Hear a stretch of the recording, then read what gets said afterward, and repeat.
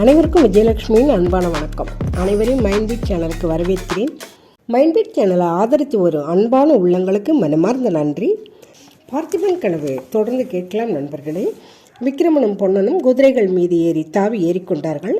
பொன்னா, முண்டாசு கட்டி மீசை வைத்திருந்த வண்டிக்காரன் யார், நீதானே என்று குதிரைகள் போய்கொண்டிருக்கும் போதே விக்ரமன் கேட்டான். ஆமாம் மகாராஜா, சிறைக்குள் இருந்தபோது என்னை மறந்து விட்டாயாக்கும் என்று நினைத்தேன். நான் ஒருவேளை மறந்தாலும் என்னை மறக்க விடாதவர் ஒருவர் இருக்கிறாரே, யார் அது? வேறு யார்? தங்களை யமன் வாயிலிருந்து மீட்ட தேவிதான். இதை கேட்டதும் விக்ரமனுக்கு உள்ளம் மகிழ்ச்சியால் துள்ளியது. குந்தவியை பற்றி கேட்க வேண்டும் என்ற ஆவல் இருந்தாலும் சற்று தயக்கமாக இருந்தது. சற்று பொறுத்து எங்கே போகிறோம் இப்போது என்றான் விக்ரமன். மாமல்லபுரத்துக்கு மகாராஜா. பொன்னா, என்ன மகாராஜா, நாளை காலைக்குள் மாமல்லபுரம் போய்விட வேண்டும்.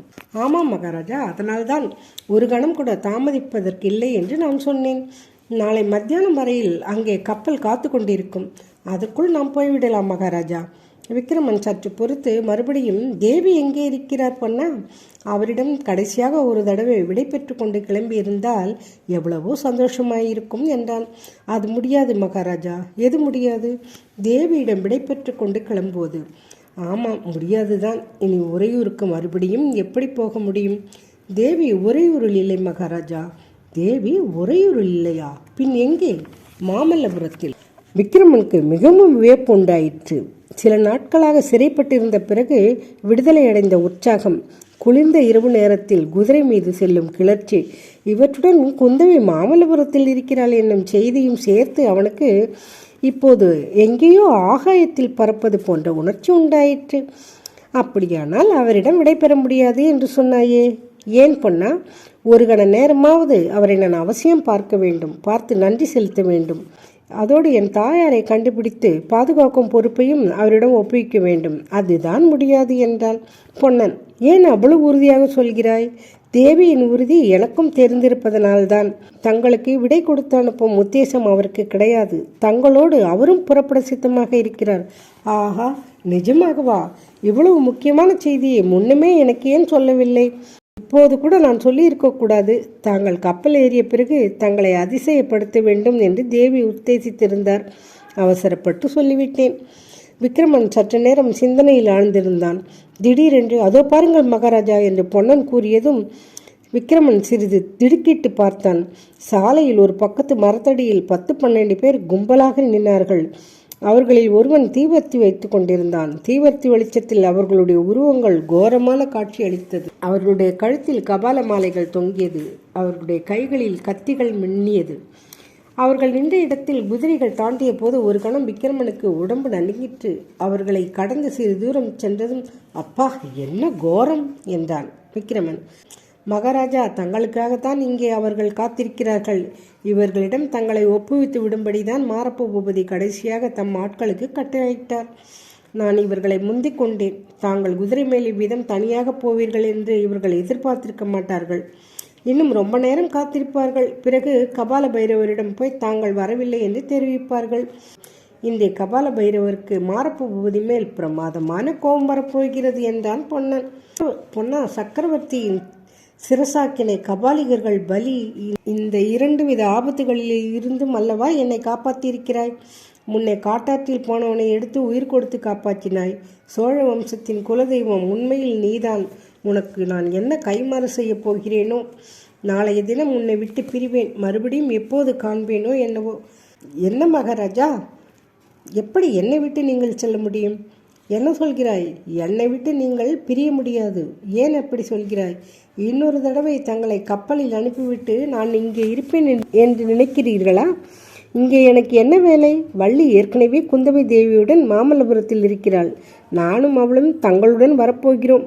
விக்ரமன் சற்று மௌனமாக இருந்து விட்டு, பொன்னா, நீ சொல்வது எனக்கு எவ்வளவோ மகிழ்ச்சி அளிக்கிறது. நீயும் வள்ளியும் என்னுடன் வந்தால் சோழ நாடே வருகிற மாதிரி தான். ஆனால் ஒரு விஷயம்தான் என் மனத்தை வருத்தி கொண்டிருக்கிறது.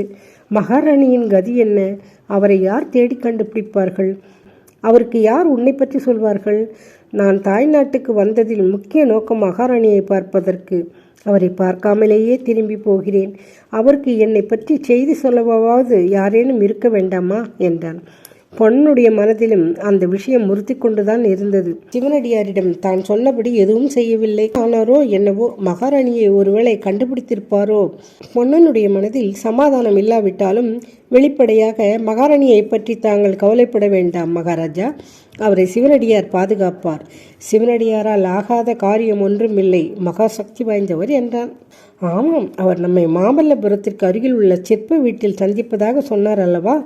அது இப்போது முடியாத காரியம். சிவனடியாரை பார்க்க தங்கினோமானால் கப்பலை பிடிக்க முடியாது. உண்மைதான். ஆனாலும் அன்னையையும் சிவனடியாரையும் பார்க்காமல் போவதுதான் மனதிற்கு வேதனை அளிக்கிறது என்றான் விக்கிரமன்.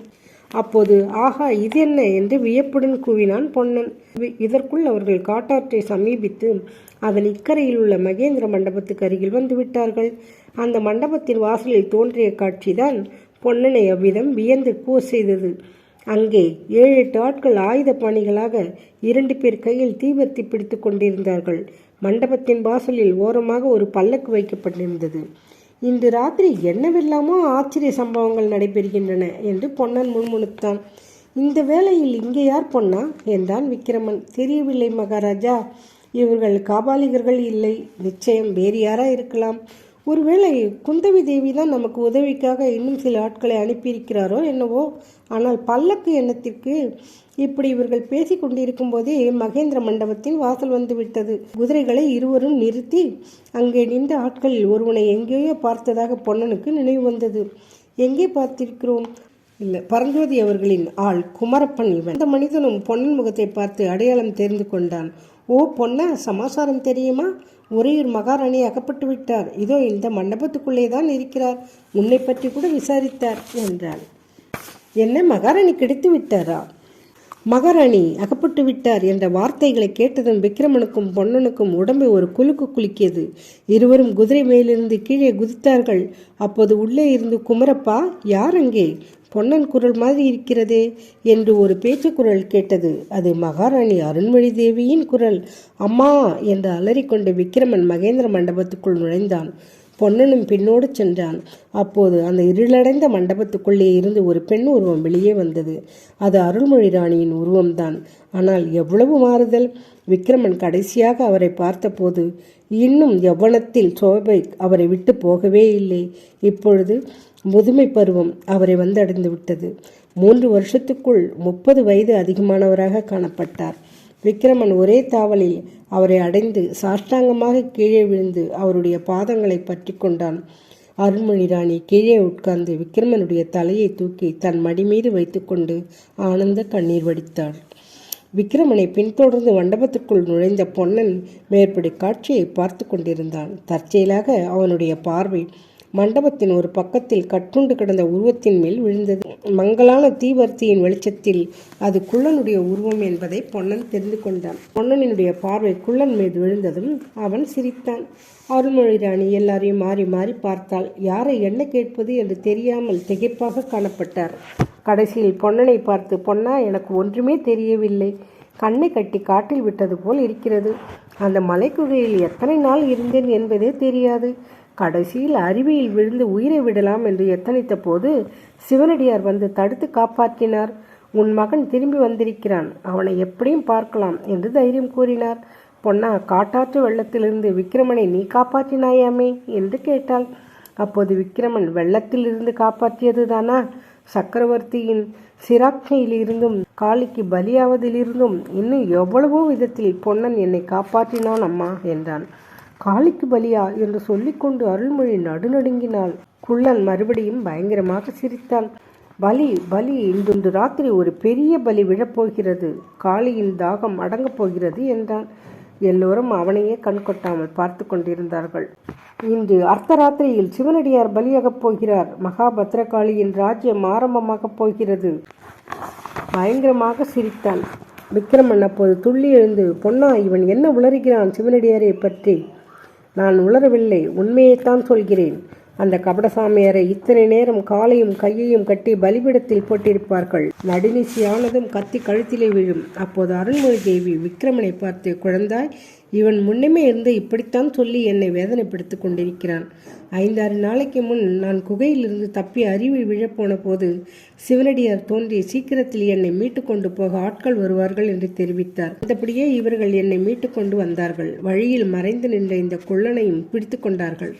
இங்கு வந்து சேர்ந்தது முதல் இவன் இன்று ராத்திரி சிவனடியாரை கபாலிகர்கள் பலி கொடுக்கப் போவதாக சொல்லி கொண்டிருக்கிறான். ஐயோ, எப்பேற்பட்ட மகான்! நமக்கு எத்தனை ஒத்தாசை செய்திருக்கிறார்! அவருக்கா இந்த பயங்கரமான கதி என்று அலறினான். விக்ரமன் பொன்னனை பார்த்து, பொன்னா, நீ என்ன சொல்கிறாய்? இந்த கொடும் பாதகத்தில் தடுக்காவிட்டால் நாம் இருந்து என்ன பிரயோஜனம் என்றான். அது எப்படி முடியும் மகாராஜா? உங்கள் நிலைமையை மறந்து பேசுகிறீர்களே. நாளை எப்பொழுது விடுவதற்குள் நாம் மாமல்லபுரம் போய் சேராமல் போனால் என்ன? கப்பல் போய்விடும், அவ்வளவுதானே. அப்போது பொன்னன் அருள்மொழி ராணியை பார்த்து, அம்மா, இவரை பெரும் அபாயம் சூழ்ந்திருக்கிறது. தேச பிரஷ்டமானவர். திரும்பி வருவதற்கு தண்டனை என்னவென்று தங்களுக்கு தெரியாதா? இவர் இங்கே வந்திருப்பது மாரப்ப பூபதிக்கு தெரிந்து காஞ்சி சக்கரவர்த்திக்கும் தெரியப்படுத்தி விட்டார். நாளை காலைக்குள் இவர் மாமல்லபுரம் போய் கப்பலில் ஏறியாக வேண்டும். இல்லாவிட்டால் தப்புவது அரிது. இப்போது சிவனடியாரை காப்பாற்றுவதற்காக போனால் பிறகு இவருடைய உயிருக்கே ஆபத்துதான். நீங்கள் சொல்லுங்கள், இவர் என்ன செய்ய வேண்டும் என்று என்றான். அருள்மொழி ராணி பெரும் திகைப்புக்குள்ளானார். விக்ரமன் அன்னையை பார்த்து, அம்மா, பார்த்திப மகாராஜாவின் வீரப்பத்தினி நீங்கள். இந்த நிலைமையில் நான் என்ன செய்ய வேண்டும் என்று சொல்லுங்கள். நமக்கு பரோபகாரம் செய்திருக்கும் மகானுக்கு ஆபத்து வந்திருக்கும் போது என்னுடைய உயிருக்கு பயந்து ஓடுவதா? என் தந்தை உயிரோடு இருந்தால் இப்படி நான் செய்வதை விரும்புவாரா என்று கேட்டான் விக்ரமன். சுவரை வைத்து கொண்டு தான் சித்திரம் எழுத வேண்டும். இவர் பிழைத்தேராவிட்டால் பார்த்திப மகாராஜாவின் கனவுகளை நிறைவேற்றுவது எப்படி என்றான் பொன்னன். அருள்மொழி ராணி 2 பேரையும் மாறி மாறி பார்த்து கடைசியில் பொன்னனை பார்த்து, பொன்னா, என்னை கல் நெஞ்சமுடையவள், பிள்ளை பாசம் இல்லாதவள் என்று ஒருவேளை நினைப்பாய். ஆனால் என் மனதில் உள்ளதை சொல்கிறேன். நமக்கு எவ்வளவோ உபகாரம் செய்திருக்கும் ஒருவருக்கு ஆபத்து வந்திருக்கும் போது என் பிள்ளை உயிருக்கு பயந்து ஓடினான் என்ற பேச்சை கேட்க நான் விரும்பவில்லை என்றாள். உடனே விக்ரமன் தாயாரின் பாதங்களில் நமஸ்கரித்து எழுந்து, அம்மா, நீங்கள்தான் வீரத்தாய், பார்த்திப மகாராஜாவுக்குரிய வீரபத்தினி என குதூகலத்துடன் கூறினான். பிறகு பொன்னனை பார்த்து, கிளம்பு பொன்னா, இன்னும் என்ன யோசனை என்றான். எங்கே கிளம்பி போவது? பலி எங்கே நடக்கிறதென்று யாருக்கு தெரியும் என்றான் பொன்னன். சிவனடியாரின் பலியை இவர்கள் தடுப்பார்களா? பார்த்திபன் கனவு தொடர்ந்து கேட்கலாம் நண்பர்களே. இந்த கதையை கேளுங்க. பிடிச்சிருந்தா ஷேர் பண்ணுங்கள், கமெண்ட் பண்ணுங்கள், மைண்ட்பீட் சேனலை சப்ஸ்கிரைப் செய்யுங்க. தொடர்ந்து நிகழ்ச்சியில் பயணித்து வாருங்கள். மீண்டும் அடுத்த நிகழ்ச்சியில் சந்திப்போம் நண்பர்களே. நன்றி, வணக்கம்.